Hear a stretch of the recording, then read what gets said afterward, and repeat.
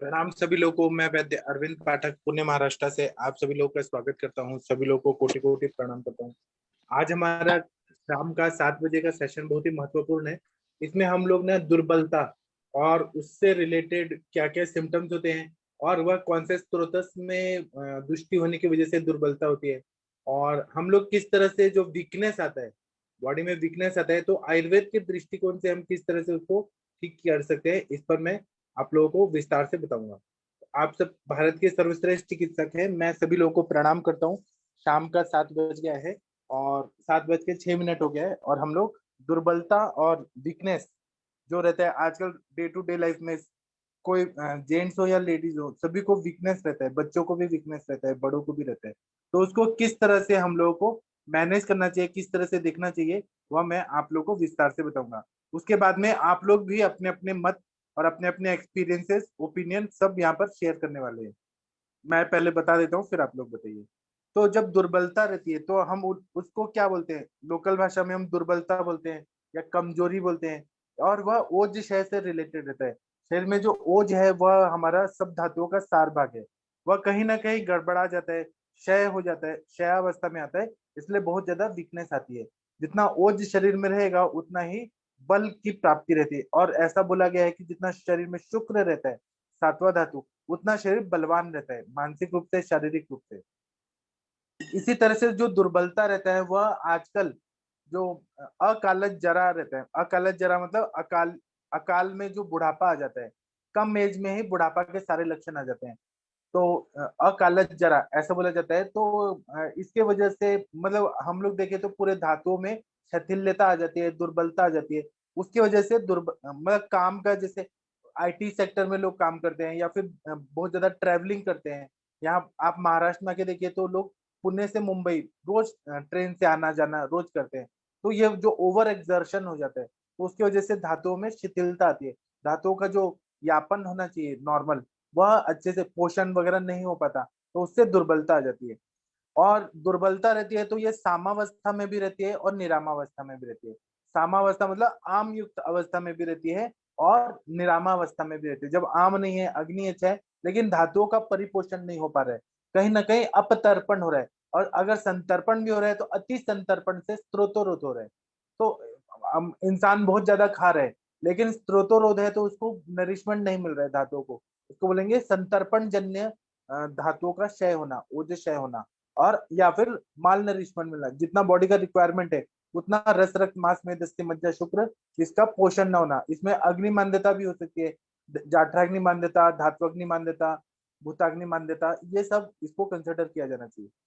इसी से संबंधित व्याधियां क्या होती है कि दुर्बलता ज्यादातर कब आती है, तो दुर्बलता जब शुक्र क्षीणता बहुत ज्यादा हो जाती है। स्त्रियों में और पुरुषों में किसी ना किसी तरह से शुक्र का क्षय बहुत ज्यादा हो रहा है। और पांडुता, अनुलोम क्षय या प्रतिलोम क्षय, हम लोगों ने पढ़ा है अनुलोम क्षय में रस रक्त मांस में दस्ते मज्जा शुक्र, इसका जब क्षय होता है तो अनुलोम क्षय कहा जाता है। और डायरेक्ट जब अति मैथुन से जब ये बहुत ज्यादा शुक्र का क्षय होता है तो शुक्र मज्जा, इस तरह से क्रम से रस तक जो क्षय होता है उसको हम प्रतिलोम क्षय बोलते हैं। तो शुक्र क्षीणता है मेन कारण। और पांडुता, खून की कमी होना, किसी ना किसी वजह से खून की कमी हो रही है। इसमें बहुत सारा व्याधियां हो सकता है, रक्त प्रदर हो रहा है, फिर उसके बाद में रक्त पित्त हो रहा है, या फिर इंजुरी हो गया है, या फिर एक्सीडेंट हो गया है, वुंड हो गया है किसी ना किसी तरह से, या रक्त बहुत ज्यादा निकाल दिया गया है, या ब्लड डोनेट अति प्रमाण में किया गया है, या फिर खाना पीना नहीं हो पा रहा है, या संतर्पण जन्य पांडुता, बहुत ज्यादा खाया पिया लेकिन वो पच ही नहीं रहे, तो उसकी वजह से पांडुता आती है। तो यह सब पांडु रोग की वजह से भी दुर्बलता आती है। जिनके शरीर में खून की कमी है, एचबी लेवल कम है, आरबीसी कम है, उनको यह पांडु दौर्बल्यता आती है। इसी तरह से जो कृष लोग हैं, जो दुर्बल लोग हैं, कमजोर लोग हैं, उनको यह दौर्बल्यता रहती है। और जो लोग डरपोक हैं या डर के माहौल में जी रहे हैं, जिनको एंग्जाइटी का प्रॉब्लम है, उनको मेंटली और फिजिकली बहुत ज्यादा दुर्बलता रहती है। अभी फॉर एग्जाम्पल मैं बताता हूँ कि मेरे पास 2-3 पेशेंट ऐसे आए जिनके वाइफ ने 498 लगा दिया था। तो वो लोग ना हर समय टेंशन में रहे, 3-3 साल, 4-4 साल की आईपीसी 498 लगा दिया है, डाउरी हरासमेंट, होम वायलेंस। तो वो डर में रहे, एंग्जाइटी में रहे, और मतलब भीरू अवस्था में रहे। खाना पीना खा रहे थे लेकिन उनको खाना पचता ही नहीं था, और उनको हर समय वीकनेस लगता था, मेंटली और फिजिकली।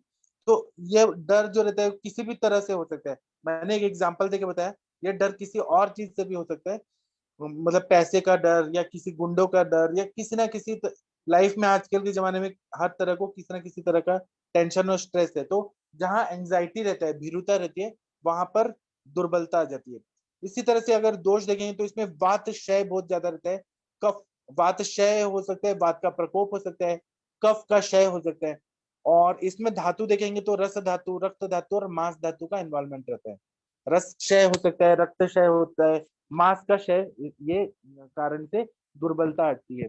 इसी तरह से इसमें पुरुष मूत्र स्वेद तीनों मलों का इन्वॉल्वमेंट रहता है। कभी कभी क्या होता है, धातुओं का परिपोषण नहीं हो रहा है, सार्किट विभाजन अच्छे से नहीं हो पा रहा है, तो पुरुष मल ज्यादा बन रहा है, और पुरुष है तो वो बल देता है। तो पुरुष, जैसे राजयक्ष्मा में बताया, तो पुरुष का इसमें इन्वॉल्वमेंट रहता है। मूत्र प्रवृत्ति ज्यादा होना या कम होना, स्वेद प्रवृत्ति ज्यादा होना या अल्प होना, ये दोनों कंडीशन रह सकती है। उसमें स्त्रोतस देखें तो कौन कौन से स्त्रोतस में दुर्बलता आती है, मतलब कौन कौन से स्त्रोतसों का इन्वॉल्वमेंट रहता है इसलिए दुर्बलता आती है। तो है प्राणव स्त्रोतस। जैसे कि कोरोना के टाइम पे बहुत सारे लोगों का ऑक्सीजन लेवल कम हो गया था, सेचुरेशन कम हो गया था, और दुर्बलता आ रही थी। तो कहीं ना कहीं प्राणव स्त्रोतस की दृष्टि होती है। जैसे कि ब्रोंकियल अस्थमा हो गया, ब्रोंकियाक्टेसिस हो गया, फिर निमोनिया हो गया, या सांस लेने में तकलीफ, खांसी है, जुकाम है, कहीं ना कहीं प्राणव स्त्रोतस की दृष्टि है। रेस्पिरेटरी सिस्टम, अगर श्वास आ नहीं रहे, जा नहीं रहे शरीर से, तो दुर्बलता आती है। उसी तरह से रस धातु का अगर दृष्टि है, वहां पे दृष्टि हो सकती है, मतलब आम संचिति हो सकती है, रस की अग्नि अच्छी नहीं हो सकती, रस का पोषण अच्छे से नहीं हो पा रहा है, तो रस क्षय हो सकता है, तो वहां पे दुर्बलता आती है। इसी तरह से रक्त का क्षय हो रहा है, रक्त का अग्नि अच्छा नहीं है, रक्त का पोषण अच्छा नहीं हो रहा है, तो दुर्बलता आती है। इसी तरह से शुक्र का क्षय हो रहा है, शुक्र अच्छे से बन नहीं रहा है, शुक्र की अग्नि अच्छी नहीं है, तो दुर्बलता आती है। उसी तरह से मूत्र का क्षय हो रहा है, या मूत्र आ ही नहीं रहा है, मूत्र कृच्छता है, तो यहाँ पर मतलब यूरिन का भी बहुत ज्यादा इन्वॉल्वमेंट रहता है, या यूरिया के रेटनिन बढ़ गया तो दुर्बलता आती है। एक्यूट रीनल फेलियर या फिर क्रॉनिक रीनल फेलियर, कहीं ना कहीं प्राणव स्त्रोतस की दृष्टि है, रसव स्त्रोतस की दृष्टि है, रक्तव स्त्रोतस की दृष्टि है, शुक्रव स्त्रोतस की दृष्टि है, या मूत्रव स्त्रोतस की दृष्टि है। इसकी वजह से शरीर में दुर्बलता आती है। और पूरा शरीर में एनाटोमिकली अगर देखें तो दुर्बलता पूरे शरीर में मन से और शारीरिक रूप से, मन और शरीर दोनों दुर्बल हो जाते हैं। और इसका संबंधित अवयव क्या क्या रहता है, तो छाती में कुछ ना कुछ इन्वॉल्वमेंट रहता है, तो चेस्ट हो गया, अपनी शाखाएं हो गई, अपर लिम्स लोअर लिम्स हो गया, और मस्तिष्क, इनका इन्वॉल्वमेंट रहता है। अभी ऐसे ही देखें तो सेरेब्रल एट्रोफी रहता है, पार्किंसन डिजीज रहता है, एल्जाइमर्स रहता है, मोटर न्यूरॉन डिजीज रहता है, मल्टीपल स्क्लेरोसिस रहता है, सेरेब्रल पाल्सी रहता है, ऑटिज्म रहता है। इतने सारे व्याधियां हैं जो मस्तिष्क को इन्वॉल्व करते हैं, और उसकी वजह से दुर्बलता रहती है। या स्पाइनल इंजुरी हो गया, उसकी वजह से दुर्बलता होती है। तो हमें सब कंसिडर करना चाहिए कि सेंट्रल नर्वस सिस्टम पूरा इसमें इन्वॉल्व है, शाखाएं इन्वॉल्व है और चेस्ट इन्वॉल्व है। अब इसमें चिकित्सा क्या करना चाहिए, अगर पेशेंट को दुर्बलता आ रही है, तो आयुर्वेद के हिसाब से अपने ग्रंथ, मतलब अपने आचार्यों ने क्या बताया कि इसमें सद्य शुक्रकर दवाइयां देनी चाहिए। फॉर एग्जाम्पल, सद्य शुक्रकरम पया, पया शुक्रकरम, ऐसे जो बोला है। शुक्र बढ़ाने में सर्वश्रेष्ठ कौन सा है, तो दूध है। दूध का अगर सेवन करा दिया जाए, अग्नि को ध्यान में रखते हुए शुंठी सिद्ध दूध दे दिया जाए, तो शुक्रकर है। इसी तरह से अंडा है, वह वृक्ष बताया है। जो भी चीजें शुक्र को बढ़ाने वाली हैं, सद्य शुक्रकर चीजें देने से तुरंत ही फायदा होता है। इसी तरह से शुक्रकर में हम अश्वगंधा ले सकते हैं, शतावरी ले सकते हैं, विदारी ले सकते हैं, कपिकच्छु ले सकते हैं, शुंठी ले सकते हैं, जो वृक्ष दवाइयां हैं। या फिर सिद्ध मकर ध्वज ले सकते हैं, स्वर्ण मालिनी वसंत ले सकते हैं, कामनी विद्रावण रस ले सकते हैं, मनमत रस ले सकते हैं, रसेंद्र काम चूड़ामणि रस ले सकते हैं, वंग भस्म ले सकते हैं, त्रिवंग भस्म ले सकते हैं। जो शुक्र बढ़ाने वाली चीजें हैं, धातु हो गया या फिर मिनरल्स हो गए, या फिर अपने हर्बल दवाइयां हो गई, वह सब शुक्र को बढ़ाती हैं और वह दुर्बलता को नष्ट कर देती हैं। इसी तरह से ओजोवर्धक दवाइयां, ओज को बढ़ाने वाली दवाइयां हैं, ओज को बढ़ाने वाली दवाइयों में स्वर्ण भस्म सबसे अच्छा ओजोवर्धक है। अगर कभी भी दुर्बलता फील हो तो स्वर्ण कल्प का प्रयोग करें, या स्वर्ण भस्म को ले, या हीरक भस्म को ले, तो ये ओज को बढ़ाता है, तो दुर्बलता को नष्ट कर देता है। इसलिए से बृहण चिकित्सा करना है। तो बृहणीय गण के द्रव्य आप देखेंगे तो उसमें शतावरी है, बला है, विदारी है, कुष्मांड है, बहुत सारे जो बृहण करने वाले द्रव्य हैं। या मांस है, नॉनवेज खाना, यह बृहण करता है। जो लोग नॉन वेजिटेरियन है उनके लिए बता रहा हूँ। तो जो मांस को खा के बृहण होता है, वह दुर्बलता को नष्ट कर देता है। आप रसकल्प यूज कर सकते हैं, हर्बल दवाइयां यूज कर सकते हैं, या स्वर्णकल्प कर सकते हैं, या आहार्य पदार्थ जैसे दूध रोटी का सेवन कर लिया, सेवई का सेवन कर लिया, शीर खुरमा जो खाया जाता है वह सेवन कर लिया, ड्राई फ्रूट्स खा लिए, ये सब बृहण करते हैं। इनका अगर सेवन किया जाए तो दुर्बलता को नष्ट कर देता है। इसी तरह से दीपन और पाचन, यह सबसे मेन है। अगर अग्नि को प्रदीप्त कर दिया जाए तो वह अपने आप सारे धातुअग्नियों को प्रदीप्त कर देता है और धातु परिपोषण क्रम अच्छा हो जाता है। तो दीपन करने वाले द्रव्य जैसे कि अजवाइन हो गया, फिर उसके बाद में त्रिकटु हो गया, दीपन करने वाला है, शुंठी हो गया, ये दीपन करने वाला है।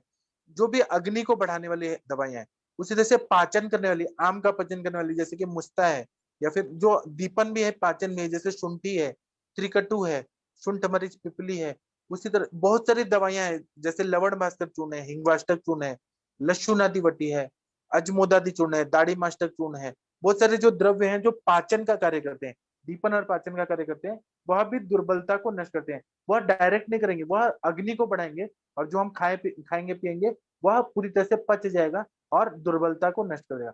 इसी तरह से स्निग्ध और उष्ण चीजें जैसे कि स्निग्ध चीजें जैसे कि घी के बनाए हुए पदार्थ, आपने घी में पूरी बना लिया, मालपुआ बना लिया, घी में बनाया हलवा बना लिया, यह क्या करता है कि पोषण करता है। तो स्निग्ध हो गया। और उष्ण चीजें वात का शमन करता है। जहां पर भी धातु क्षय बहुत ज्यादा हो गया, वहां पे हमें वात का प्रकोप ऐसे सिम्टम दिखता है। तो वहां पे उष्ण चीजें जैसे कि शुंठी का लड्डू हो गया, सोंठ का लड्डू बना के पहले के जमाने में खिलाया जाता था जब आफ्टर डिलीवरी, शुंठी और गोंद का लड्डू। तो ये उष्ण चीजें हैं, वह बृहण। उष्ण का मतलब इतना नहीं कि बहुत ज्यादा गर्म चीजें देनी, भल्लातक जैसे गर्म चीजें नहीं देनी, ऐसी चीजें जो बृहण करे और अग्नि को भी प्रदीप्त करे और बृहण भी करे, वात का शमन करे। तो जैसे गोंद का लड्डू है, उसमें शुंठी डाल दिया, ड्राई फ्रूट्स डाल दिया, तो वह स्निग्ध और थोड़ा घी वगैरह डाल दिया, तो वह स्निग्ध और उष्ण चीजें दुर्बलता को दूर करता है। इसी तरह से वातनाशक जितने भी चिकित्सा है, जैसे कि आपने वात को शमन करने के लिए कोई अवलेह खिला दिया, जैसे कि आपने कुष्मांड पाक खिला दिया, तो वह दुर्बलता को नष्ट कर देता है। विदार्यादि लेहम खिला दिया, शतावरी गुड़ खिला दिया, फिर अश्वगंधा पाक खिला दिया, अश्वगंधा घृत खिला दिया, और या फिर आपने वात शमन के लिए चंदन बला लाक्षादी तेल का बस्ती दे दिया, शीर बला तेल का दे दिया, शुद्ध बला तेल का दे दिया। यह सब क्या है, वात शमन करते जाएंगे तो दुर्बलता को नष्ट कर देता है। उसी तरह से आप लोग ना गुरुकुल पारंपरिक उपचार क्या है, तो कुछ कारणों से अचानक ही वजन कम होने लगता है, तो दुर्बलता बहुत ज्यादा हो जाती है। तो वो वजन क्यों कम हो रहा है? स्ट्रेस है, रात्रि जागरण है, अति मैथुन है, ज्यादा चलना, अध्वगमन हो रहा है, ज्यादा चलना फिरना, जर्नी हो रहा है। बहुत सारे पेशेंट ऐसे आते हैं कि सर हम बहुत ज्यादा ट्रैवलिंग किए, यूएस गए, कनाडा गए, और हमारा खाना पीना नहीं हुआ, और ट्रैवलिंग की वजह से हमारा वेट लॉस बहुत हो गया। तो यह अकाल में जो वजन कम होना, इसको पहले रूल आउट करना चाहिए कि क्यों हो रहा है। दूसरा, शुक्र धातु का कम होना, तो अजोस्पर्मिया हो रहा है, बहुत ज्यादा शुक्र क्षय हो रहा है, और स्ट्रेस की वजह से हो रहा है, या अति मैथुन किया जा रहा है, पॉर्न वीडियोस, एडल्ट वीडियोस देख के शुक्र क्षय हो रहा है, तो धातु कम होने की वजह से दुर्बलता आती है। या डर डर लगना, डर लगने से खाए पिया नहीं जाता है। भीरुता जो हो रहता है, बीमारी का डर, हमारे घर में किसी को कैंसर हो गया, एड्स हो गया, या बहुत बड़ा बीमारी हो गया, और पैसे का प्रॉब्लम है, घर में कुछ और चल रहा है, तो उसके वजह से जो डर रहता है, एंग्जाइटी रहता है, तो उसकी वजह से खाया पिया नहीं जाता है और दुर्बलता आ जाती है। इसी तरह से हाथ पैर में कुछ ताकत नहीं रहती है, ऐसा सिम्टम्स आ जाता है। तो उसके लिए पहले तो हमें ये देखना चाहिए कि मल प्रवृत्ति कैसे हो रही है, पेट साफ हो रहा है कि नहीं हो रहा है, मल प्रवृत्ति देखना है। हमें अग्नि का बल देखना है। उसी तरह से पचन क्रिया कैसे हो रही है, खाना टाइम पे पच रहा है क्या, भूख लग रहा है क्या, पेट हल्का हो रहा है क्या, तेज कड़कड़ित भूख लग रहा है क्या, वो देखना है। आहार और विहार, आहार में किस तरह का आहार का सेवन किया जा रहा है, ऐसा आहार का सेवन किया जा रहा है क्या कि बाहर का जंक फूड खाया जा रहा है, बॉडी को लग ही नहीं रहा है, कोल्ड ड्रिंक्स पिया जा रहा है बहुत ज्यादा, और घर में आके कुछ नहीं खाया जा रहा है। मतलब जो जंक फूड खाना बाहर का, और खाने के नाम पे खाया जा रहा है, लेकिन वो मतलब पूरी तरह से न्यूट्रिशियस खाना नहीं है, वह अगर ऐसा खाया जा रहा है तो वह दुर्बलता का कारण हो सकता है। या फिर विहार में, तो बाहर घूमना बहुत ज्यादा हो रहा है, ट्रैवलिंग हो रहा है, तो उसके, और या फिर ठंडी हवाओं में घूमा जा रहा है, सोना, दिन में सोना जागना, यह सब विकृत है, तो इसकी वजह से दुर्बलता आती है। फिर नींद देखना चाहिए कि पेशेंट कितना देर तक हमारा सोता है, जिसको दुर्बलता आती है। नींद अगर भरपूर रहेगा तो दुर्बलता कम हो जाती है। या अति निद्रा भी नहीं होना चाहिए। अति निद्रा ले रहे हैं तो वह पूरे धातु की दुष्टि करता है और स्त्रोतरोध करता है, और अति निद्रा भी दुर्बलता का कारण होता है। फिर मैथुन हमें देखना चाहिए कि वीकली कितना हो रहा है, या 15 डेज में कितना हो रहा है, या मंथली कितना हो रहा है। मैथुन का क्रम हमें देखना चाहिए। फिर श्रम कितना हो रहा है, जितना खाना खा रहे हैं, जितना कैलोरीज खा रहे हैं, उतना वो मेहनत का काम कर रहे हैं क्या। अगर वो कुछ इम्बैलेंस है तो दुर्बलता आ जाती है। इसी तरह से व्यसन देखना चाहिए कि लोग क्या करते हैं कि शराब बहुत ज्यादा पीते हैं, बीड़ी सिगरेट बहुत ज्यादा पीते हैं, और उनका खाने का मन नहीं करता है, बाकी चीजें खाएंगे। व्यसन, चाय बहुत ज्यादा पियेंगे, अति प्रमाण में चाय पियेंगे, और फिर खाना कम खाएंगे। यह भी कारण हो सकता है कि दुर्बलता होती है। फिर परिसर कैसा है, दुश्मन के क्षेत्र में रहने वाले लोग, या फिर अपने समाज में, मतलब ऐसे जगह पे रहना जहाँ पे पॉजिटिव एनवायरनमेंट ना हो, उसके वजह से भी दुर्बलता होती है। जहाँ निगेटिविटी बहुत ज्यादा बढ़ जाती है, बहुत ऐसे मवाली लोगों के पास रह रहे हैं, या पड़ोसी बहुत बेकार आ गए, या भय का वातावरण है, वहां पर भी खाया पिया नहीं जाता है तो दुर्बलता आ जाती है। तो परिसर देखना, सराउंडिंग देखना, वह भी हमें देखना चाहिए। या हॉस्पिटल में रह रहे हैं, मेरे पास एक पेशेंट आए थे, वो बोल रहे थे कि मैं पुलिस, हाँ, दिल्ली पुलिस था, और मुझे रात रात भर जागना पड़ता था, और फिर वहां पे मेरा कम से कम 25 kg कम हो गया, और फिर मेरी शादी भी नहीं हो रही है, और शुक्र शय भी हुआ। तो अभी दिल्ली पुलिस का काम जो है, दिल्ली पुलिस या कोई भी पुलिस का काम बहुत ज्यादा हेक्टिक रहता है, बहुत ज्यादा अपडेट रहना पड़ता है, नहीं तो नौकरी का सवाल रहता है। तो ये परिसर का भी बहुत ज्यादा महत्व रहता है कि दुर्बलता आ जाती है। इसी तरह से पानी देखना चाहिए कि पानी जो है वो साथ में है क्या। पानी अगर खराब आ रहा है या पानी बदल गया है, तो उसके वजह से भी खाया पिया पच नहीं रहा। पानी अगर कभी कभी ऐसा होता है कि नदियों का पानी प्रदूषित हो जाता है, क्या नदियों में, एक मिनट रुकिए, एक मिनट। नदियों में क्या होता है कि कभी कभी पॉल्यूटेड वाटर आ गया, या फिर हमारा जो गटर का पानी जो रहता है वह पाइपलाइन में मिल गया, उसकी वजह से दुर्बलता आती है। तो ये हमें जरूर कंसिडर करना चाहिए कि पानी किस तरह से हमारे पास आ रहा है। अगर पानी दूषित आ रहा है तो हमें वह पानी चेंज करना है। हेतु में आप लोग को यह भी, जो पानी का भी, या फिर बिस्लरी का पानी पी रहे हैं और बहुत पुराना पानी पी रहे हैं, तो उसका एक्सपायरी हो गया है, वो बिस्लरी का पानी पी रहे हैं, तो या फिर आप लोग जाते हैं, दूसरे गांव जाते हैं, बाहर गांव, और वहां पर पानी अच्छा नहीं मिलता है, खान पान अच्छा नहीं मिलता है, तो वहां का पानी के कभी कभी खारा पानी रहता है, कभी कभी कसैला पानी रहता है, तो पानी का बहुत ज्यादा महत्व रहता है कि अचानक वेट लॉस क्यों हो रहा है। तो इन सब का पूरी तरह से विचार करना पड़ता है हमें, और सब तरह से देखें तो उनका पेट किस तरह से साफ हो रहा है, मल प्रवृत्ति कैसे हो रही है, भूख कैसा लग रहा है, पचन का कोई तकलीफ है क्या। इस हिसाब से फिर हमें हेतु निकाल के संप्राप्ति समझ आती है, फिर लक्षण समझ आता है।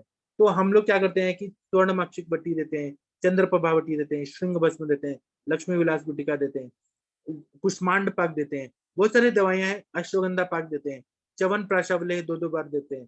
उसी तरह से अगर बुद्धि और स्मरण शक्ति कम जैसा लग रहा है तो ब्राह्मी प्राश, ब्राह्मी वटी का प्रयोग करते हैं। स्ट्रेस बहुत है, एंग्जाइटी है, तो मन पे काम करने वाली, जैसे कि मानस मित्र गुटिका और स्मृति सागर रस, जो मन को ताकत दे, ऐसी दवाइयां देते हैं। या फिर महाकल्याण घृत, महापैशाची घृत, ब्राह्मी प्राश, ब्राह्मी घृत, महापंचगव्य घृत, ये सब हम जब देते हैं तो बुद्धि पे, या फिर हम लोग संतर्पण, मतलब मन को शांत करने के लिए शिरोधारा कराते हैं, नस्य कराते हैं, तो बुद्धि और स्मरण शक्ति अच्छी हो जाती है। तो एंग्जाइटी का जो है, काम शोक भयाद वायु, काम से, शोक से और भय से वायु का प्रकोप होता है, मानसिक दुर्बलता बढ़ जाती है, उसको देखना चाहिए। इसी तरह से पचन ठीक नहीं है तो हम लोग पिपल्यादि काढ़ा देते हैं, या लवण भास्कर चूर्ण, अजमोदादि चूर्ण, दाढ़ी मास्टक चूर्ण, आरोग्य वर्धिनी वटी, सुशेखर रस, ऐसे बहुत सारे द्रव्य जो हैं जो पचन क्रिया को अच्छा करते हैं, वह सब देते हैं।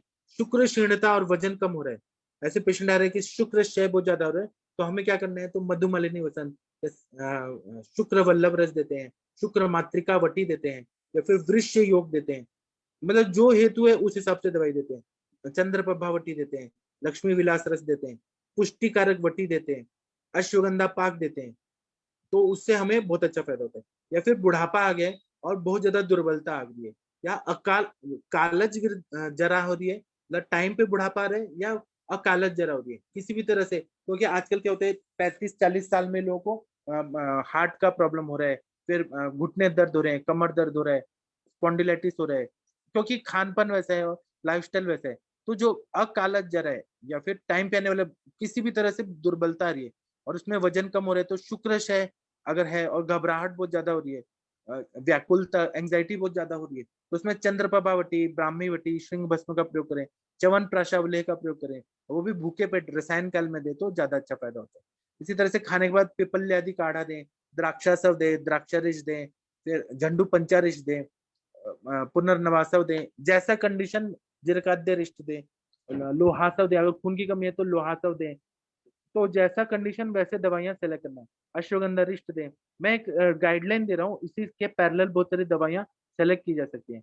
अगर रात को नींद नहीं आ रही है और ऐसा विहार है कि रात को नींद खराब हो रही है, डिस्टर्ब हो रही है और वेट लॉस होके दुर्बलता आ रही है, काम की वजह से या पारिवारिक कष्ट की वजह से अगर दुर्बलता आ रही है, रात को नींद नहीं हो रही है, तो निद्राकर वटी दें, अश्वगंधा क्षीरपाक दें तो नींद अच्छी आने लगती है, या मांसादी कषाय दें तो बहुत अच्छी नींद आती है, सर्पगंधा घनवटी दें तो नींद अच्छी आती है, अहिफेनासव दे तो नींद अच्छी आती है।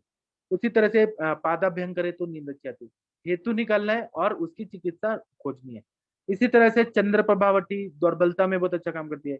शिला जत्तू का रसायन अच्छा काम करता है। अश्वगंधा पाक अच्छा काम करता है। च्यवन प्राशावलेह काम करता है। बसंत कुसुमाकर रस, अब डायबिटिक रिलेटेड दुर्बलता है, और बहुत ज्यादा वेट लॉस हो रहा है और दुर्बलता है, या फिर कोई और व्याधि रिलेटेड, अगर मधुमेह रिलेटेड दुर्बलता है तो बसंत कुसुमाकर रस, सिद्ध मकरध्वज अच्छा काम करेगा। अगर जीर्ण ज्वर की वजह से दुर्बलता है तो जय मंगल रस बहुत अच्छा काम करेगा। व्याधि को देखना है, या फिर त्रैलोकी चिंतामणि रस, त्रैलोकी चिंतामणि रस, बृहत्वा चिंतामणि रस, फिर उसके बाद में महालक्ष्मी विलास रस, ऐसे बहुत सारे स्वर्ण भूपति रस, बहुत सारे स्वर्ण कल्प, हेमगर पुट्टली रस, वह रसायन के सेवन के रूप में हम लोग करें तो बहुत अच्छा फायदा होता है। या स्वर्ण मालिनी वसंत का प्रयोग करें तो दुर्बलता में बहुत बढ़िया काम करता है। तो हमें पहले तो यह देखना है कि खाना, हमारा आहार किस तरह से है, और खाना जब हम खाते हैं तो चबा चबा के खाना है, चर्वण क्रिया अच्छे से होना चाहिए, दोनों खाने में अंतर अच्छा से होना चाहिए, जितना एक्सरसाइज जरूरी है वह होना चाहिए, नींद कम भी नहीं लेना है, ज्यादा भी नहीं लेना है, टाइम पे सोना है, टाइम पे उठना है। उसी तरह से खाने के पहले वॉकिंग करना बहुत जरूरी होता है, और रोज चलना बहुत जरूरी होता है। हार्ट का पंपिंग तभी होता है जब वॉकिंग करते हैं। उसी तरह से गेहूं का सेवन करें, अगर दुर्बलता है तो उड़ीद का सेवन करें, मूंग दाल, मटर, चना, दही, दही प्रमाण में हिसाब से। उसी तरह से प्याज, आलू, फिर दूध, मूंगफली, नारियल, गुड़, चीनी, खाने के बाद पानी कितना प्रमाण में पिया जा रहा है उसको ध्यान में दें। और ड्राई फ्रूट्स का प्रयोग करें, जैसे कि खजूर है, छुआरा है, फिर बादाम है, फिर ये सूखा मेवा जितना रहता है ना उसका सेवन करें। और क्या कम करें, दुर्बलता बहुत आ रही है तो चाय का सेवन थोड़ा कम करें, कॉफी, कृत्रिम पेय जो है, कोल्ड ड्रिंक्स, उनको कम करें, चाय कॉफी को कम करें, बासी खाना कम करें, और बहुत ज्यादा नमकीन चीजें, बहुत ज्यादा खट्टी चीजें, टोमेटो सॉस वगैरह एक बार दो बार ठीक हो गया, रोज रोज वही खा रहे हैं तो खाने को, अग्नि को वो दूषित करता है, ग्रहणी की दुष्टि करता है। उसी तरह से तीखा पदार्थ कम करें, मिर्ची, तंबाकू, बीड़ी, सिगरेट, फिर जो लोग ये तंबाकू को पीस के और जो मिश्री लगाते हैं, मशेरी बोलते हैं, मशेरी लगाते हैं, वो ऐसा नशा आता है, वो सब बंद करें। पान पराग, गुटखा, माणिक चंद, ये सब बंद करें। अब वो अजय देवगन वो सब एडवर्टाइज करते हैं, शाहरुख खान के, वो पान पराग ये सब का जो एडवर्टाइज करते हैं वह सब गलत है, वह पैसा कमाने के लिए दुनिया को बेवकूफ बना रहे हैं, वह सब खाना गलत है, वह सब कम खाएं। लोग क्या करते हैं, पान पराग कर खाते हैं, खाना वाना ना खा के पान पराग करके और दिन भर काम पे चले जाते हैं, वह गलत है। मद्यपान का सेवन कम करें, रात में लेट खाना कम करें। ये हमें हेतु निकालना है और पेशेंट को भी सिखाना है कि इससे क्या होता है, अग्नि की दुष्टि होती है, खाना पिया पचता नहीं है और फिर व्याधि हो जाती है। उसी तरह से च्यवनप्राश का प्रयोग करें, कुष्मांडावलेह का प्रयोग करें, त्रिभंग भस्म का प्रयोग करें, स्वर्णराज वंगेश्वर का प्रयोग करें, द्राक्षासव का प्रयोग करें, कम से कम 12 सूर्य नमस्कार करें, स्विमिंग अगर आती है तो स्विमिंग करें, और सुबह और शाम घूमना है, जोर बैठक करना है। उसी तरह से टाइम पर खाना खाना है, टाइम का खाना मतलब जब भूख लगती है, अग्नि को प्रदीप्त होने के बाद खाना खाना है। फिर विश्रांति लेना, रेस्ट लेना भी बहुत जरूरी है। 24 घंटे केवल काम ही कर रहे हैं, काम ही कर रहे हैं, काम ही कर रहे हैं, तो वह भी दुर्बलता का कारण होता है। तो माइंड को भी थोड़ी तरह से स्विच ऑफ करना बहुत जरूरी है, शरीर को भी थोड़ा आराम करना जरूरी है। उसी तरह से व्यायाम करने के लिए मतलब ऐसे जगह व्यायाम करें जहाँ पे अर्ध शक्ति व्यायाम हो, बहुत ज्यादा हमें कंपटीशन में बहुत ज्यादा अपना शरीर को गलाना नहीं है, मतलब बॉडी तो बन जाएगी, अंदर से दुर्बलता है, ऐसा व्यायाम नहीं करना है। इसी तरह से अगर पंचकर्म करना है तो निरू बस्ती, अनुआसन बस्ती करके और फिर बृहण रसायन, इन सब का प्रयोग करने से फायदा होता है। तो हिसाब से व्यायाम करना, खाने के टाइम पे धीरे धीरे खाना, बहुत धीरे धीरे नहीं, जितना जरूरत है उतना टाइम लेके, और टाइम पे खाना खाना, रात को घूमना, फिर प्रार्थना करना। ऐसा बोला जाता है कि प्रार्थना करने से भी बृहन कार्य होता है, दुर्बलता कम हो जाती है, मानसिक दुर्बलता, शारीरिक दुर्बलता। प्रार्थना करना और तब सोना। तो दिन में ईश्वर का जो भी है, जिस देवता को मानते हैं, भगवान को मानते हैं, अल्लाह को मानते हैं, उनको जरूर शुक्रिया अदा करना चाहिए और उनका प्रार्थना करना चाहिए, और वह बल को बढ़ाता है। और हमारे सर बोलते हैं कि अगर दुर्बलता को हटाना है तो रोज अभ्यास करना चाहिए, पढ़ाई करना चाहिए। कोई भी किताब पढ़ेंगे तो वो मानसिक दृढ़ करता है, कोई लेक्चर सुनना चाहिए, जो भी चीज हमारे जो फील्ड में है उसका अगर हम पढ़ते हैं, सुनते हैं, कुछ अच्छी चीजें, पॉजिटिव चीजें, मोटिवेशनल जो वीडियो वगैरह देखते हैं, वो भी बृहण करता है, उससे इंसान खुश होता है। अब बृहण करने के लिए म्यूजिक थेरेपी भी है, लेक्चर्स है, अच्छी अच्छी बातें सुनना, अच्छे अच्छे लोगों के साथ रहना, ये भी बृहण करता है। उसी तरह से शतावरी का प्रयोग करें रोज, उसी तरह अश्वगंधा का प्रयोग करें, फिर वो लौकी जो येलो पंपकिन है वह दुर्बलता को दूर करता है, चोप चीनी का प्रयोग करें, फिर शुंठी का प्रयोग करें खाने में, और गाय का दूध का सेवन करें, दूध में शुंठी डाल के पिए तो यह बहुत अच्छा टॉनिक का कार्य करता है। और केवल लोग क्या करते हैं, प्रोटीन पाउडर खाते हैं और बॉडी बनाते हैं, या टॉनिक खाते हैं एलोपैथी का केमिकल वाला, और सोचते हैं कि वो बॉडी नहीं बन रहा है। तो वह क्यों नहीं बनता, क्योंकि अग्निमंद है और आप इतना हाई प्रोटीन चीजें खाएंगे तो वो कुछ फायदा नहीं करेगा, तो बॉडी नहीं बनता है। अग्नि को देखना है, पचन क्रिया देखना है, आहार का क्वालिटी देखना है, आहार जो रहे वो सात्विक और पौष्टिक रहे, देखने में अच्छा है, स्मेल में अच्छा है, वो अच्छा नहीं होता है, पौष्टिक आहार होना चाहिए। और टाइम देखना है हमें, खाना खाते समय चबा चबा के खा रहे हैं कि नहीं वो देखना है, और टाइम पे सो रहे हैं कि नहीं, कितना व्यायाम कर रहे हैं, और मैथुन का कम से कम प्रयोग करें। यह सब जब हम करते हैं तो दुर्बलता पूरी तरह से नष्ट हो जाता है।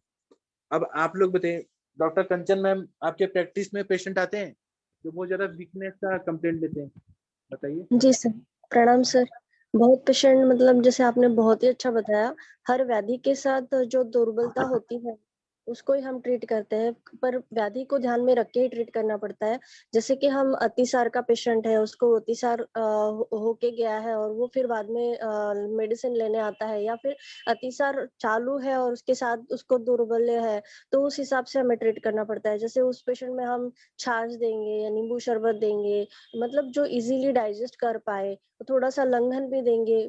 जैसे हम वहाँ पे फ्रूट जूसेस भी ऐड करेंगे ताकि उसका मतलब दुर्बलता कम हो। फिर जैसे कोई पेशेंट आता है अगर हमारे पास कि बहुत ज्यादा ब्लीडिंग हो रही है, तो वो ब्लीडिंग पाइल्स के वजह से है या फिर स्त्रियों में गर्भाशय की वजह से है, गर्भाशय में कोई दुष्टि है उसकी वजह से है, तो ये देख के हमें उसके हिसाब से हमें ट्रीटमेंट करना पड़ता है। मतलब उसका वो रक्तक्षय अगर ज्यादा हो गया है तो हमें वहाँ पे उसका दुर्बलता हटाने के लिए जैसे हम खरजूरादी मंथ है, या फिर जो भी मतलब गाजर का हलवा है, गाजर का जूस है, या फिर गाजर का और पालक का सूप बना के पिला सकते हैं। मतलब और वहाँ पे हम कुछ ऐसे खजूर के लड्डू है, मखाने हैं, इस टाइप का हम खिला सकते हैं। अगर पेशेंट पुअर टाइप का है तो हम जैसे मूंगफली के दाने का लड्डू, मतलब जो कि हम गुड़ में बनाए, और चना और गुड़ का लड्डू इस टाइप भी हम खिला सकते हैं। आपने ये बहुत अच्छा बताया कि गोंद के लड्डू भी बहुत अच्छे से, अभी तो विंटर सीजन में बहुत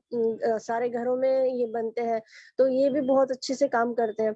जैसे बच्चे होते हैं स्कूल गोइंग, उनकी एग्जाम की वजह से वो स्ट्रेस लेते हैं, तो उसकी वजह से एक मतलब रात रात भर जागरण होता है, तो उनको जैसे एग्जाम होने के बाद थोड़ा सा जो दुर्बलता रहती है वहाँ पे हमको जैसे कि उनका शिरोभ्यंग करना है, पादाभ्यंग करना है, थोड़ा सा दूध मखाने के साथ या फिर घी के साथ ऐड करके हम देते हैं, तो यहाँ पे वो भी बहुत अच्छा काम करता है। कभी-कभी ज्वर के बाद भी हाँ, हमें दुर्बलता दिखते है तो वहाँ पे मांस रस भी बहुत अच्छे से काम करता है। मांस रस है, अंडा है, तो ये हम बहुत अच्छे से मैनेज कर सकते हैं सर। और बस हमको व्याधि देखना है कि व्याधि कौन-सा है और उसके साथ दुर्बलता आई है तो उस हिसाब से, जैसे मैं भी बहुत बार अश्वगंधा, शतावरी, सफेद मूसली, क्रॉन्च बीज, ये मेडिसिन चलाती हूँ। शिलाजीत रसायन वगैरह भी मैं यूज करती हूँ।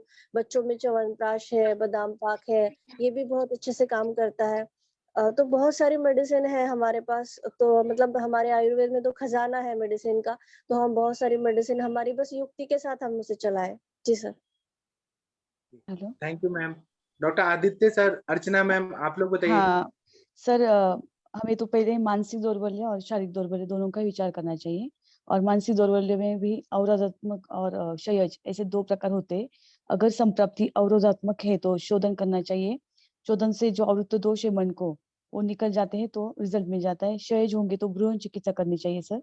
और जो शारीरिक दौर्बल्य होता है वो भी अवरोधात्मक और क्षयज होता है। स्थौल्य, पीसीओडी, हाइपोथायराइडिज्म, इन सब में भी वो लोग बड़े मतलब उन ओबेस दिखते हैं लेकिन उनमें बहुत ज्यादा दौर्बल्य होता है। तो पंचकर्म से स्रोत दूर करके हम उनमें दौर्बल्य दूर कर सकते हैं। और जो धातु क्षय होता है, क्षय होते हैं, हाइपरथायराइडिज्म, टीबी, डीएम, रक्त प्रदर, श्वेत प्रदर, प्रतिशाय, अतिसार और प्रवाहिका, वमन के बाद भी होता है, प्रेगनेंसी में होता है और ब्रोंकिएक्टाइसिस में भी होता है। इन सब में सर हम भ्रूण चिकित्सा कर सकते हैं सर। और मैंने तो अभी एक पेशेंट देखा कि स्मोकिंग कर रहे थे वो, ओल्ड एज के पेशेंट, और उनका अंडरवेट मतलब वेट तो 30 kg लॉस था सर उनका वेट। तो उसमें भी धातुक्षय बहुत ज्यादा था सर। तो ऐसे भी पेशेंट आते हैं वार्धक्य के, उनमें भी हम बस्ती देके और घृतपान और घी में भी बस्ती ऐड कर सकते हैं सर हम उनमें। मांस रस, खरजूर, खारीक और खीर वगैरह जो होते हैं दूध के पदार्थ वो दे सकते हैं। जूनीगन से हम शीरपाक बना सकते हैं। जूनीगन से हम बस्ती भी दे सकते हैं सर। और शोधनोत्तर भी दौर्बल्य आता है सर, उसमें भी हम भ्रूण चिकित्सा कर सकते हैं sir. Thank you sir. Doctor Aditya sir, आप कुछ बताना चाहेंगे? आदित्य सर, शशि मैम, कुछ बोलिए आप लोग। सर सर बोलिए, हम बोलिए। लोग एक्चुअली जैसे राजक्षम में टीबी के मरीज या कैंसर के मरीज आते हैं जो वेट लॉस कर देते हैं 20% इस टाइप से, तो उनमें टेस्टोस्टेरोन के डेरिवेटिव का इंजेक्शन देते हैं। वे प्रोटीन मतलब दूध से बना हुआ वे प्रोटीन जो रहता है वो देते हैं। तो डेकाड्यूराबुलिन के इंजेक्शन आते हैं वो देते हैं। और फिर अगर खाना नहीं खा पाते तो फिर आईवी इंजेक्शन देते हैं। सर वही, लेकिन अग्नि का कोई कंसेप्ट नहीं है सर। मतलब उससे वजन तो बढ़ता है, महंगा बहुत पड़ता है। और जैसे अश्वगंधा से भी टेस्टोस्टेरोन एक वन ऑफ द हार्मोन है जो बढ़ता है, हालांकि फिर उसके भी साइड इफेक्ट्स रहते ही हैं। जी सर, जी sir. Thank you sir. Doctor Prashant Bhatt ji, doctor Manisha Singh ma'am, आप लोग दुर्बलता में, वीकनेस में क्या रिवाइटल देते हैं? कैप्सूल जो सलमान खान प्रचार करता है वो देते हैं, क्या आयुर्वेद का कुछ देते हैं? Doctor Manisha Singh ma'am. जी सर, बोलिए मैम। हाँ, शशि मैम बोलिए। सर ये रिवाइटल तो बहुत पहले लोग, कुछ लोग मेडिकल स्टोर से ऐसे लेते हैं। मुझे नहीं लगता कि रिवाइटल एटलीस्ट जो प्योर आयुर्वेदिक प्रैक्टिस करते हैं वो लोग शायद ही लिखते होंगे, क्योंकि हमारे पास अश्वगंधा, शतावरी का, इन सब चीजों का छिड़पाक जो है, या अश्वगंधा में से भी जैसे बहुत सारी कंपनियां तो कैप्सूल फॉर्म में भी बनाती हैं। अश्वगंधा के टैबलेट्स वगैरह भी MLM टाइप की कंपनियां भी बनाती हैं। मतलब कॉस्टली भी काफी आता है और इफेक्ट भी बहुत अच्छे हैं। तो हमारे पास तो वैसे इतना सोर्स है और उसमें पता नहीं क्या है, वो कितना काम करता है आज की डेट में, तो कुछ नहीं कर सकते। एक दो चीजें जो सर आपने बताई थी उनका मैंने लाइफ में प्रैक्टिकल एक्सपीरियंस किया, सो मैं बताना चाहती थी। जैसे आपने कहा ना कि बुक्स पढ़ना चाहिए, खास करके जो ये सब मोटिवेशनल या स्पिरिचुअल बुक्स पढ़ते हो, तो जब भी आप मोटिवेशनल स्पिरिचुअल बुक्स पढ़ते हो तो आपका एक तो मेंटल स्टेटस बहुत अच्छा रहेगा।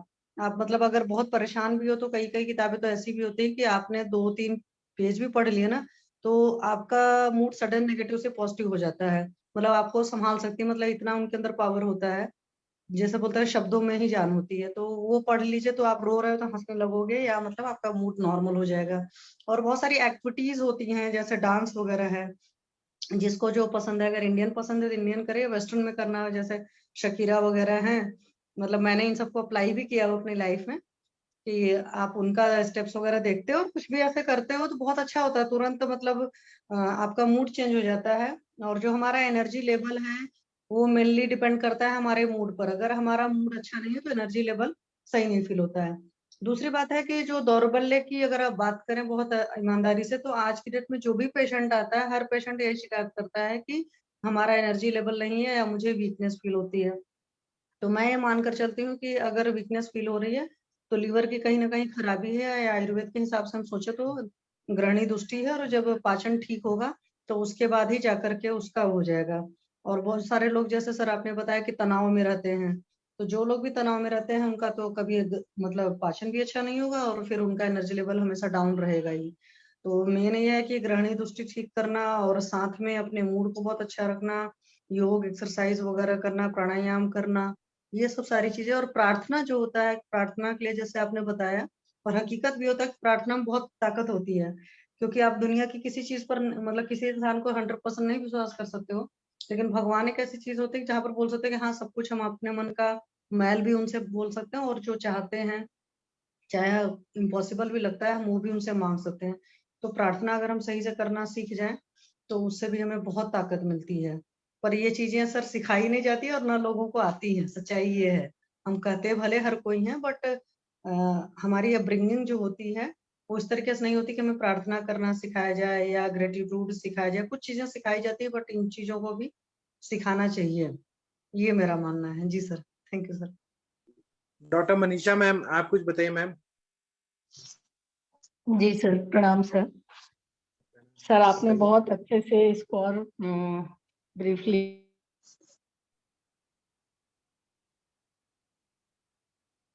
वैसे हमारे आयुर्वेद में तो बृहद रूप से है, वजीकरण रसायन चिकित्सा बहुत अच्छी है शुक्र क्षय में, ओज क्षय के लिए।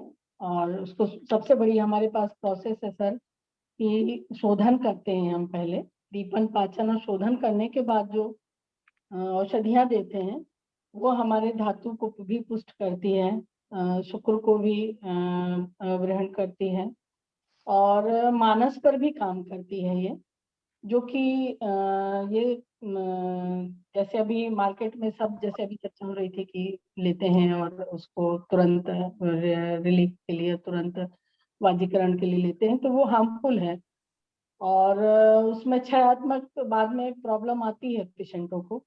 जैसे अब मैं भी चिकित्सा की हूँ ओलिगोस्पर्मिया, ओजोस्पर्मिया, इन सब पेशेंटों में इसमें बहुत अच्छे रिजल्ट आए हैं।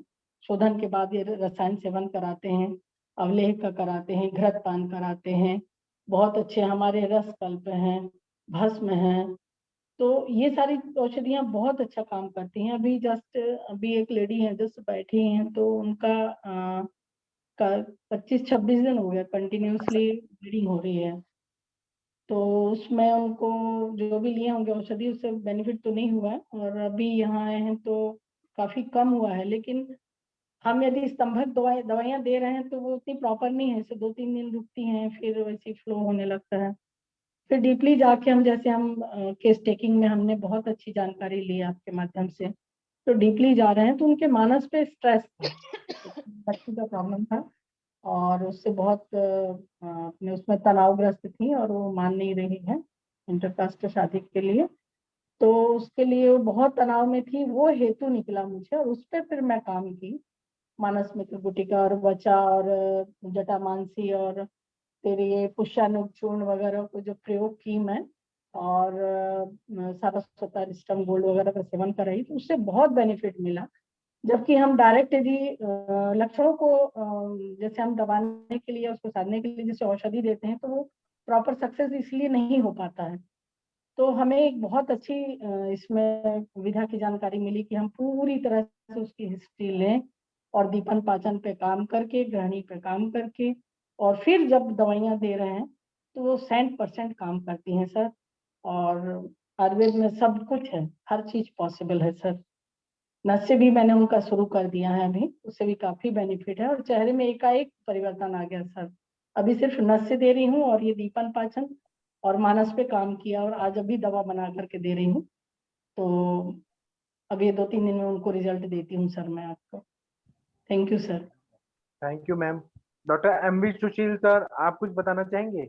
वर्षा मैम, दुर्बलता के पेशेंट आपके पास है तो आपने क्या दिया? रश्मि मैम, दोनों रश्मि मैम बताइए आप लोग। सविता पेठे मैम, जब जनरल वीकनेस आता है, परमिंदर मैम कुछ बताइए आप,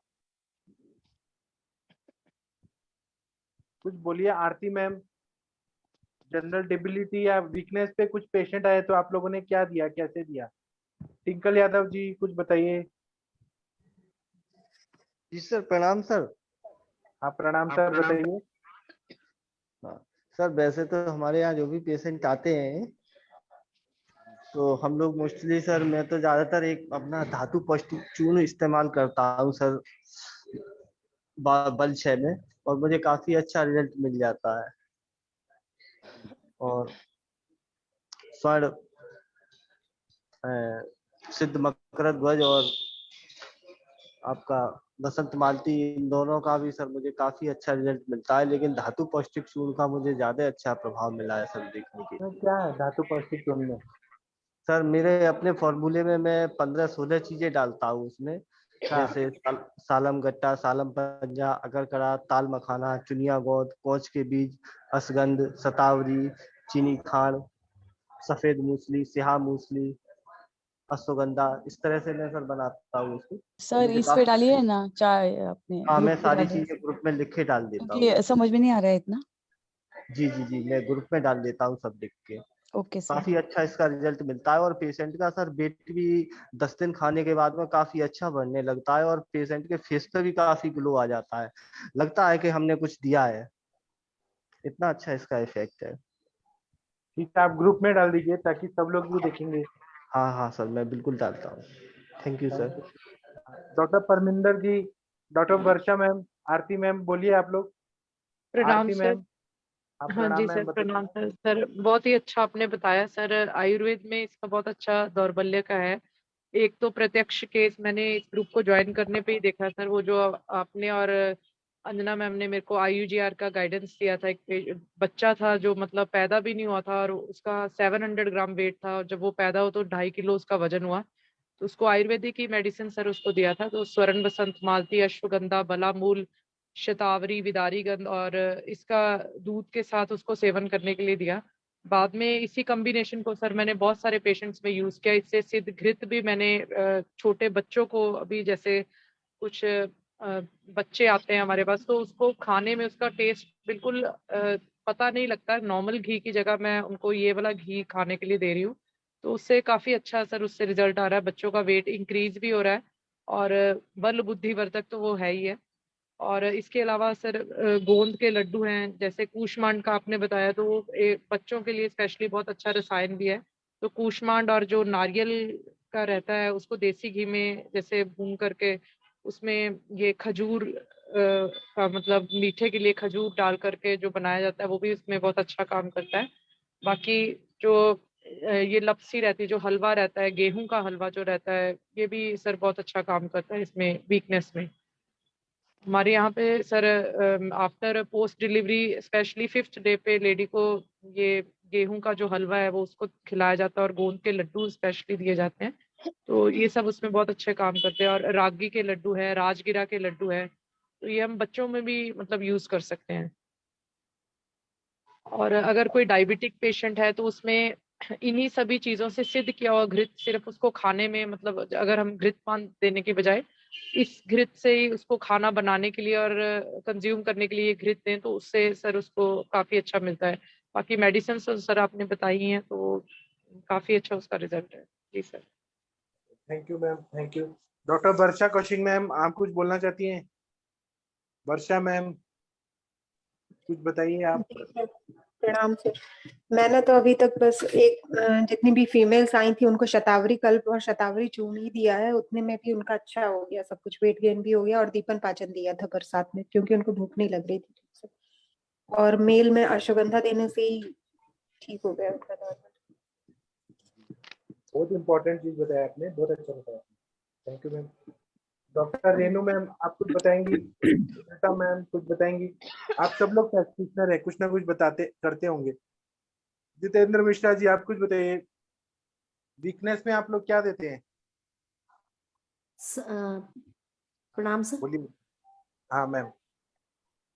सर मुझे पूछना था, अभी जो मैम ने शतावरी की बात की, शतावरी के बारे में जैसे मुझे एक क्लियर करना था कॉन्सेप्ट। जैसे सुना है कि शतावरी को लॉन्ग टर्म यूज में जैसे लेडीज में किसी भी पर्पस के लिए दे रहे हैं, कोई किसी रोग में दे रहे हैं या बल्ले या कुछ भी है, कि उसमें मतलब वेट गेन मतलब काफी ज्यादा हो जाता है, वाटर रिटेंशन या ऐसा कुछ।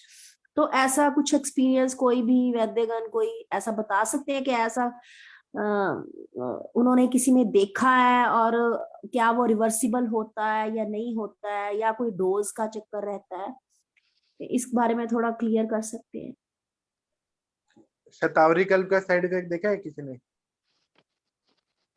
नहीं सर, देखा है मैम अभी तक। ऐसा तो नहीं, शतावरी तो माँ है, माँ की तरह करती हैं वो। मतलब वो महिलाओं तो के लिए तो गुण सबसे बहुत है, अहम लेकिन वेट गेन का मैंने बहुत स्ट्रांगली सुना है कि लॉन्ग टर्म में ये मतलब काफी ज्यादा वेट गेन करवा देता है। अभी मुझे नहीं पता मैम कि ऐसा कुछ नहीं है इसमें। अगर आप इसके रिसर्च पेपर भी पढ़ेंगे तो उसमें पाया गया कि इसमें नेचुरल फाइटो ईस्ट्रोजन रहता है, तो जी स्पेशली जो लैक्टेटिंग मदर्स होती हैं तो उसमें जी मतलब मैंने कभी वेट गेन देखा नहीं। मैंने बहुत सारे पेशेंट्स को यूज किया है, शतावरी कल्प धूपतापेश्वर का जो आता है, तो बहुत जी ही ज्यादा पेशेंट्स ने यूज किया। इवन मैंने अपने फादर इन लॉ को भी दिया, उनको जी भी बहुत ज्यादा वीकनेस रहती थी, वो कार्डियक पेशेंट थे।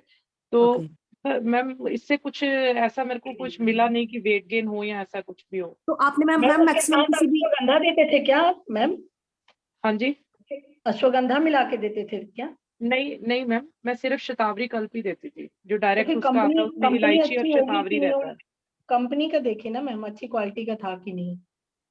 मैम जैसे मैं क्या तो क्या सालों ठीक ही था, अच्छा सालों ही यूज था। करवाती हूँ मैम। अभी पेशेंट का भी बना रही हूँ औषधि, वो उसमें शतावरी के साथ ही बना करके दी, मैक्सिमम महिलाओं को देती हूँ मैं, और बच्चों को भी देती हूँ। बच्चों में जैसे वेट लॉस रहता है, काफी कृशकाय होते हैं, तो उनमें भी शतावरी, अश्वगंधा, ताप्यादी लौह और प्रवाल मैम पंचामृत। मैं तो एक एसिडिटी के रूप में भी इसको एक बहुत अच्छा स्ट्रॉन्ग एंटासिड मानती हूँ। और ये मतलब कोई भी जिसको बहुत ज्यादा एसिडिटी होती है उसको शतावरी और दूध उसी समय वो एसिडिटी को भी ठीक कर देता है। तो मेरे हिसाब से इससे ऐसा कोई साइड इफेक्ट है नहीं मैम। अलग अलग अनुपान से देते हैं तो इसका अलग अलग रिजल्ट है। वेट गेन होने का अलग कॉज होगा मैम, ग्रहणी उनकी होगी, अग्नि मांद्यता होगी, कुछ जी तो होगा उनका, पता जी। करिएगा। तो वैसे मैम आपने जिन जैसे कह रहे हैं आप काफी यूज कर रहे हैं, तो मैक्सिमम कॉन्टिन्यूस आपने कितने टाइम के लिए किसी में भी यूज किया और जैसे कितनी एक डोज में? साल तक खाते हैं, 1.5 साल तक लेते हैं। और कितनी डोज में एक एवरेज आप देते हैं मतलब इसको? मैं डोज, हाँ डोज मेरा क्या है कि कंटेंट उसमें मिला हुआ रहता है, और भी औषधियाँ रहती हैं। जी तो जैसे 20 ग्राम की मात्रा डालती हूँ मैं, तो ओके 20 ग्राम 15 दिन की औषधि बनती है उनकी। ओके जी मैम, उनको ठीक एक है। घी खाने को, और क्या है ना, शोधन नहीं मैम हुआ हो। मैंने खुद 2 साल पूरा खाया, अपने दोनों बच्चों के दौरान मैंने पूरा 2 साल उसको लिया, मेरे को कोई उसका साइड इफेक्ट नहीं मिला। मैम तो कोई मैम ऐसा नहीं था, मेरा आपने रेदर सिंगल वेट कम हुआ, गेन नहीं हुआ, कम हुआ रेदर। सिंगल ड्रग के तौर पे लिया कि आपने भी कॉम्बिनेशन में लिया? नहीं नहीं मैम, कोई कॉम्बिनेशन नहीं, मैंने सिंगल ही शतावरी कल्प जो तो आ रहा है कंपनी का वही आपने मैंने कितनी डोज डायरेक्टली में लेना लिया शुरू मैम? किया। मैम मैं 6 ग्राम्स लेती थी रोज दूध के साथ, सुबह शाम दोनों टाइम लेती थी, रेदर 6 ओके to 12 ग्राम मैं पर डे लेती थी। और ओके मैंने 1 ईयर लिया, मेरा वेट गेन नहीं हुआ, मेरा रेदर 1 ईयर में 10 kgs लॉस जरूर हुआ। ओके ठीक है मैम मैम। उनको देखिए, मेनोपॉज का टाइम था या थायराइड था, ये चेक करिए उनका, या ठीक, कॉन्स्टिपेशन रहता था। बहुत बहुत धन्यवाद मैम। एक एक और क्लियर कहीं भी कर शिकायत देंगे। नहीं है मैम।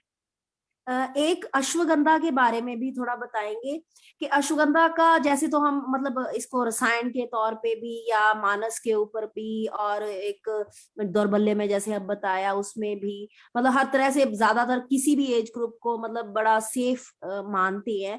क्या कुछ ऐसी कंडीशंस हैं जिनमें इनको इसको हम देते टाइम पे थोड़ा एक कॉन्स्ट्रेंट से देना चाहिए? कुछ कुछ ऐसी कोई कॉन्ट्रा इंडिकेशन या कुछ ऐसा, जैसे थायराइड मैम वगैरह में कुछ दुर्बलता में, पड़ा है, कुछ इसका इफेक्ट होता है अगर कोई मतलब उसको मे बी ये उसकी मेडिकेशन? यदि हम कंटिन्यूसली देते हैं और अनुपान देते हैं, तो इसमें थोड़ा ये वेट बढ़ाता है, अश्वगंधा वेट बढ़ाता है।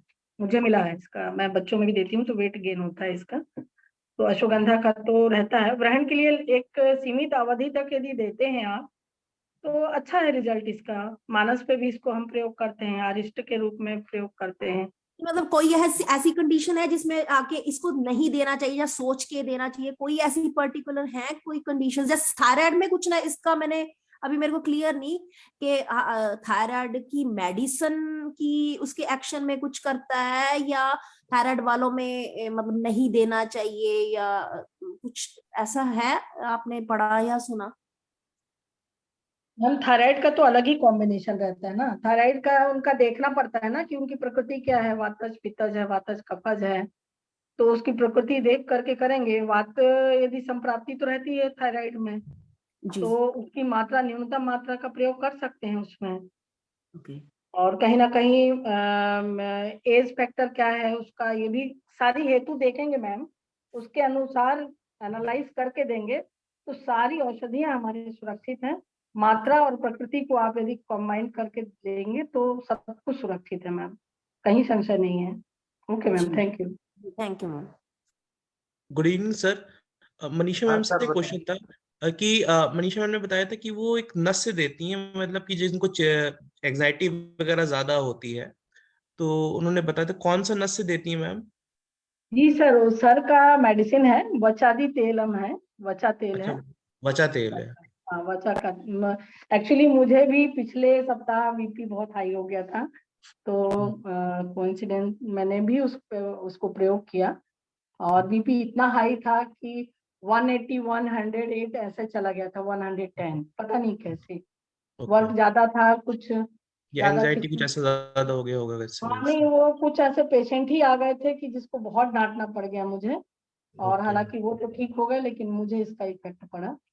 तो उस पे मैं ली तुरंत, मैं गई नहीं, घर ही नहीं गई, तुरंत पहले वचा का नशे ली, तुरंत नापी तो अनबैलेंस लग रहा था बॉडी।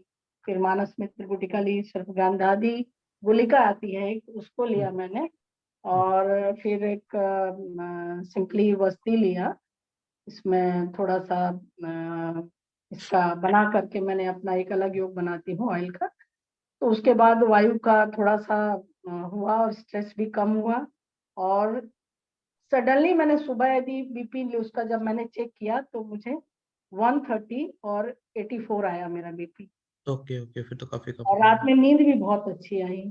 तो ये वचा का तो इतना अच्छा है कि आपको 20 मिनट के बाद भी इसको रिजल्ट मिलेगा, आपको यदि देंगे। सर का जो ऑयल है ना, अच्छा नस से देते हैं, और यदि उधर कोष्ठ शुद्धि है और थोड़ा सिरोभ्यंग करा देंगे, उनका सिरोभ्यंग मुखाभ्यंग करा के तो वायु नीचे जाता है, नाभि पूरण करा दीजिए और नस से दीजिए, और सभी लोग प्रयोग करिए 10-10 पेशेंट में, इसका बहुत अच्छा रिजल्ट है sir. Thank you ma'am. Sir ये मुझे ये पूछना था, जो वचा तेल है, जिनका पित्त बढ़ा हुआ है, खासकर सिर में गर्मी रहती है और पित्तज वातज प्रकृति है, क्या उनको वचा तेल का नस से क्या मतलब कॉन्ट्राइंडिकेटेड है क्या? थोड़ा गर्म होता है ना, शीत उष्ण होता है शायद ये। उष्णवीर्य है, लेकिन आप किस लिए दे रहे हैं? बच्चा तेल का नस पे क्यों दे रहे मान हैं? लीजिए एंजाइटी भी ज्यादा है और उनको साइनस की भी प्रॉब्लम है और पित्त बढ़ा तो हुआ है। साइनस है तो मतलब कफ का विकार है ना। हाँ, कफ का विकार है। हाँ, तब और तेल है तो वो वायु का शमन करेगा, संज्ञा स्थापन है वो है। और हम इंटरनली पेट में थोड़ी ना डाल रहे हैं, तो मस्तिष्क पे डाल रहे हैं। ओके तो ओके वो ओके, नस तो पे चलता है। Okay okay. सर एंजाइटी के लिए सबसे अच्छा फिर आपके हिसाब से वचा तेल का ही नस से रहता है, अगर नस की बात करें? नहीं, बृहन नस से भी दे सकते हैं ना, शीरबला तेल है, फिर ज्योतिषमती तेल है, शीरबला, शुद्ध बला, चंदनबला, लाक्षादी तेल, अणु तेल, षड बिंदु तेल, कितना अच्छा है। Thank you sir. सर एक ब्राह्मी चीज तेल और कितना पूछनी थी, अच्छा है। एक क्वेश्चन और था। जो लोग मांसल है और लेकिन दुर्बल है, उनमें क्या अश्वगंधा और शतावरी क्या नुकसान कर सकता, मतलब वेट बढ़ा सकता है? लेकिन अगर पहले से ओवर वेट है लेकिन दुर्बल है, दुर्बलता है, क्या चीज का पूछ रहे हैं? अगर किसी पेशेंट में मांसल है मतलब ओवर वेट है लेकिन दुर्बलता है, मतलब धातु दुर्बलता है उनका, दुर्बलता रहती है, उनको वीकनेस रहती है, सभी धातुओं में दुर्बलता है, तो अगर हमने अग्नि उनकी प्रदीप्त कर ली है, तो उसके बाद क्या अश्वगंधा और शतावरी उनमें वेट बढ़ा तो नहीं देगा, क्योंकि वो ऑलरेडी ओवर वेट है अगर दे रहे हैं तो?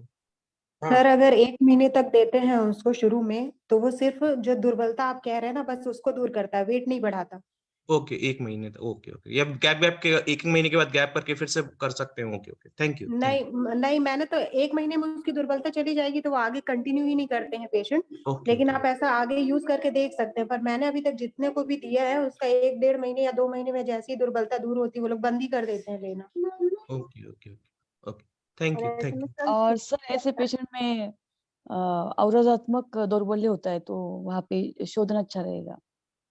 शोधन अच्छा है, ओके ओके। हाँ, क्योंकि स्रोत की वजह से उनमें दौर्बल्य होता है। हाँ, ये तो ओबेस है, ये पेशेंट, पीसीओडी, मैंने अभी बताया, पीसीओडी ओबेस वगैरह जो पेशेंट होते हैं उनकी ना, ग्रहणी उनमें दृष्टि अवरोध की होती है, वजह से अवरोध दौर्बल्य अवरोध रहता रहता है। है। ये तो 90% लोग हैं हमारे यहाँ, अभी तो ये बहुत ज्यादा है, पुरुष लोगों से ज्यादा यही लोग हैं, तो इन लोगों में पंचकर्म अच्छा रिजल्ट करेगा, इन लोगों में 100%। और आम का भी सर्च करेंगे सर, आम दोष को भी हाँ, देखेंगे, उसमें आम उसका तो है, पचन करके, आम पचन करेंगे और अग्नि को प्रदीप्त करेंगे तो वैसे ही उसको दुर्बलता धीरे धीरे ठीक होने लगेगी। Thank you. ठीक है। और मंदाकिनी मैम आपको कुछ बोलना है?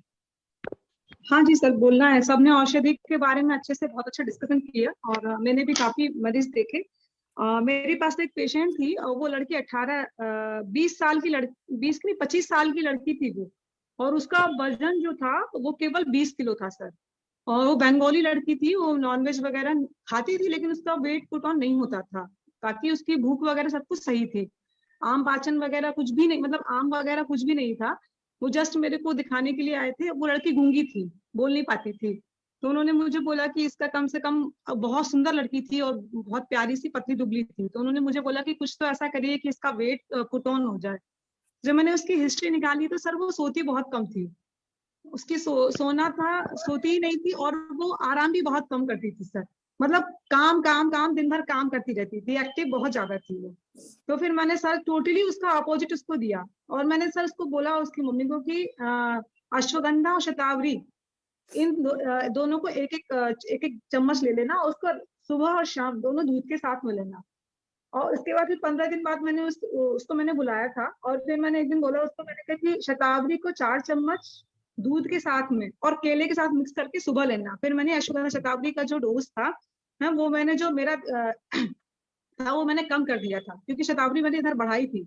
और सर उसका इतना अच्छा इफेक्ट आया था कि उसका 1 महीने में 2 किलो वजन बढ़ा था। और दिन में भी मैंने सोने को बोला था उसको, और मैंने उसको, रात में तो वो सोती थी, और मैंने खूब प्रसन्नचित रहने के लिए बोला था, तो वो म्यूजिक वगैरह सुनती थी, वो डांस वगैरह करती थी।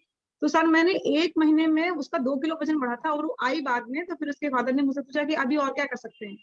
तो सर मैंने उसको बोला कि मैंने आज, क्योंकि वो लोग मांस मच्छी खाते थे, तो मैंने कहा आप आज अश्वगंधा लेहम आता है, आप उसको मंगा लीजिएगा। फिर सर वो, उसके बाद वो लोग एक बार और आए बीच में, तो अब तो उसका 4 किलो बढ़ चुका था। फिर उसके बाद वो लोग मेरे पास नहीं आए।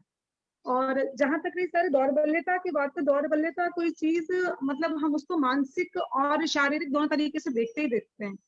तो हम ये कहें कि बंदा कमजोर है या पतला है या मोटा है ना, और वो मोटे को देख करके भी हम ये कहें कि ये दौर्बल्यता नहीं है, लेकिन ऐसा नहीं होता है कि दौर्बल्यता मानसिक तौर से भी देखी जाती है। तो करना क्या होता है कि इनएक्टिविटी ऑफ द बॉडी, अगर बॉडी हमारा इनएक्टिव है उसकी वजह से भी दुर्बलता आ जाती है। जैसे कि आप हम ये कह लें कि कोई ऐसी कोई पेशेंट, कोई पर्सन है जो बैठा रहता है, दिन भर काम ही कर रहा है, जैसे आईटी सेक्टर वाले दिन भर काम कर रहे हैं, तो कहीं ना कहीं से मानसिक दुर्बलता आ रही है और कोई शारीरिक कार्य हो ही नहीं रहा। तो जब शारीरिक कार्य हो ही नहीं रहा, तो टोनिंग और नरिशमेंट तो बॉडी को प्रॉपर प्रोपोर्शन में मिल ही नहीं रहा। और प्रॉपर नरिशमेंट इसलिए नहीं मिल रहा क्योंकि वहां पे ब्लड सर्कुलेशन नहीं जा रहा और ऑक्सीजन का डिपोजिशन नहीं हो रहा थ्रू आउट द बॉडी। तो इट मीन्स कि कहीं ना कहीं पुअर मेटाबॉलिज्म तो है ही है।